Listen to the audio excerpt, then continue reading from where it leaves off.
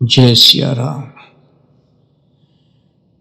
आप सबको श्रद्धेय स्वामी राम सुखदास जी के कुछ वचन अभिमान के विषय में पढ़कर सुनाते हैं। कृपया ध्यान से सुनिए।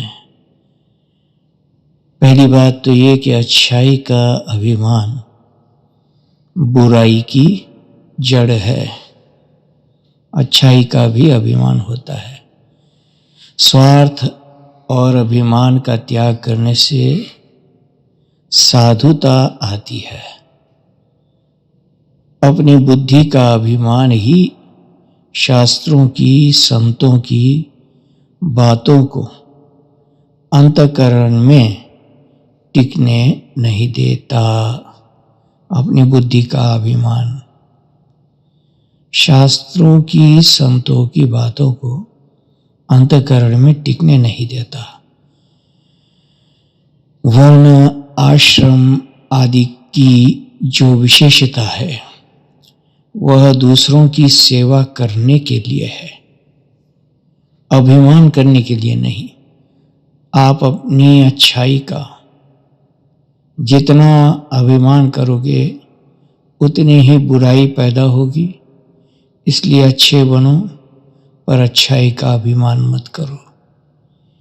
ज्ञान मुक्त करता है, पर ज्ञान का अभिमान नरक में ले जाता है। सांसारिक वस्तु के मिलने पर तो अभिमान आ सकता है, पर भगवान के मिलने पर अभिमान आ सकता ही नहीं।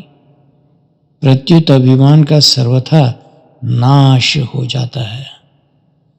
स्वार्थ और अभिमान का त्याग किए बिना मनुष्य श्रेष्ठ नहीं बन सकता।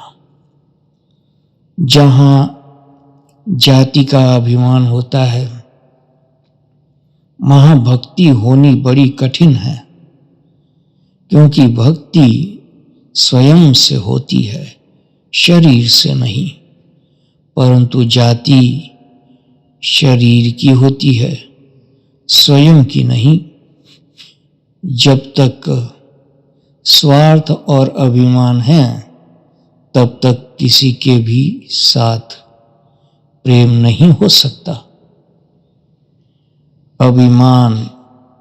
अभिमानी आदमी से सेवा तो कम होती है, पर उसको पता लगता है कि मैं ज्यादा सेवा मैंने की।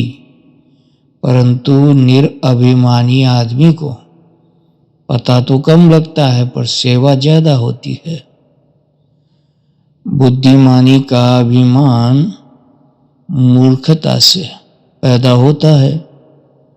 जो चीज अपनी है उसका अभिमान नहीं होता, और जो चीज अपनी नहीं है उसका भी अभिमान नहीं होता।